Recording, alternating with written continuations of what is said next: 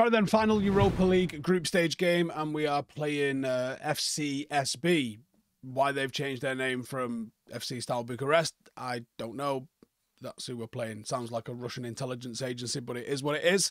They're currently 8th in the table. We are 4th. We are undefeated in our last 6 Europa League games with 2 draws and 4 wins. In all competitions, we're in relatively good form, weirdly, with 4 wins, 1 draw, 1 loss.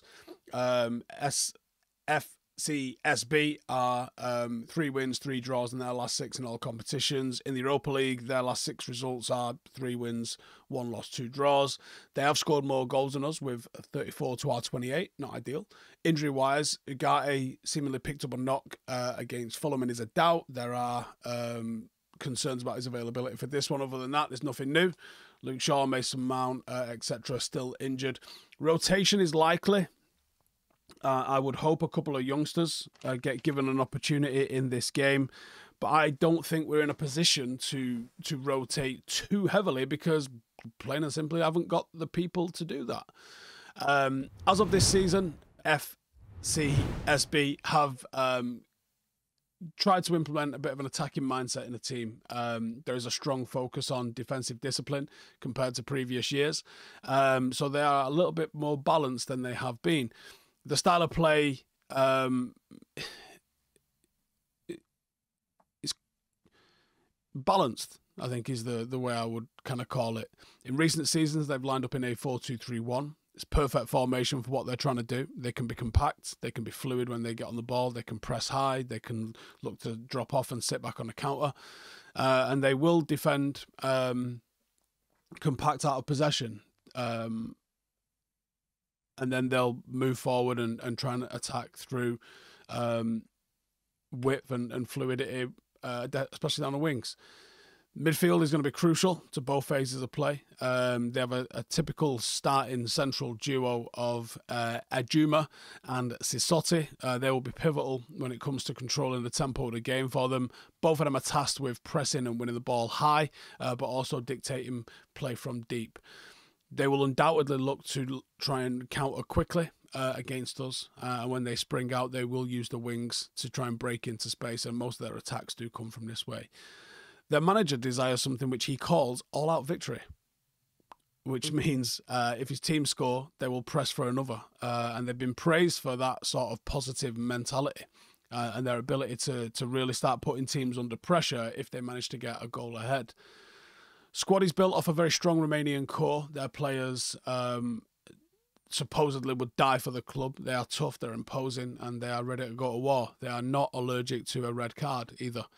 They will press aggressively, and that's seen some mixed results. Their pressure isn't perfect, as you can imagine, and they've been found out at times, especially in the Europa League. But it is good enough to have gotten some big results and sees them like quite high up the Europa League table. Front line will combine speed and creativity, as well as just genuine goal-scoring threat. Wide players will stretch the defence, and they'll create space for the central players, and they'll look to deliver crosses. You've got to be wary of their relentlessness. We know about that at home. They're going to have the fans on the side. They're going to be confident, and they know that a win here would mean everything to their European campaign. So you've got to really be aware of it. So I wouldn't rotate too heavily in this if I was Amorim. Star man, I think, is Adrian Sutt. He's taken on the role of captain. He has been crucial to their defensive and creative efforts in midfield. He's got 2 goals and 5 assists, 6'1", physically imposing, embodies the intensity that the manager kind of asked for. He is a threat from set plays, but also a big worry if he wins the ball high up because he's a bit of an instigator, and he will come in being very, very aggressive.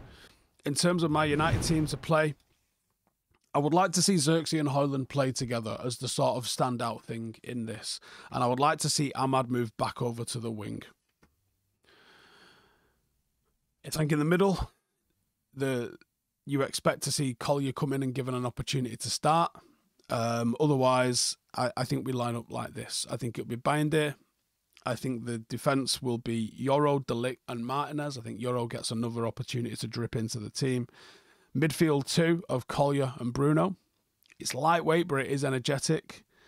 We go with Ahmad and Mazraoui either side of them, and them tucking in quite narrow to provide support. Xerxes, Menu behind Højlund. That's the team I would go with in this. Let's see if Xerxes and Højlund can unlock something, because typically it's one for the other. We don't tend to see both of them on the pitch at the same time. So can we go with them together and see if they can create something between them? Because otherwise, I just don't know where we create chances from. And as usual, this video is sponsored by Hollywoodbets, and we've got another exciting bet boost for this final game of the Europa League campaign with FCSB.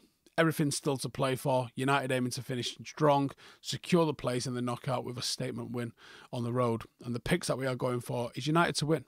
We're going for over 4.5 corners. We're going for over 2.5 goals. And we're going for Bergli and Bruno Fernandes to have 1+ shot on target each. Bergli is having 1.3 shots on target per game and is a massively key figure for FCSB's attack. Bruno is United's playmaker, consistently delivering, and he's averaging 2+ shots on target per game in this competition. Popescu is going to be carded, I expect. He's been booked 4 times in his last 10, so that's the one that we are going for. This bet has been boosted from 27 to 1 to 35 to 1. So if you place a £10 bet and it wins, you will get £360 back. And if you'd like to claim your bet boost, all you've got to do is click the link in the description. If you are new to Hollywoodbets, you can create an account and take advantage of their excellent new customer offers, which are also linked in the description. Odds are subject to change. You must be 18 or older to participate. And remember, football is unpredictable and it's just designed to enhance your viewing experience, and is certainly no guarantee of a win. For more information on responsible gaming, please check out begambleaware.org. As always, the Bet Boost is brought to you by myself on Hollywoodbets. Click the link in the description to get involved, and feel free to share your predictions in the comments. How do United beat these? It will be tough on the road. They'll be up for it. They'll be confident, and they can actually play with a little bit of risk. So you got to utilise the flanks. One thing to look out for is how compact that they become.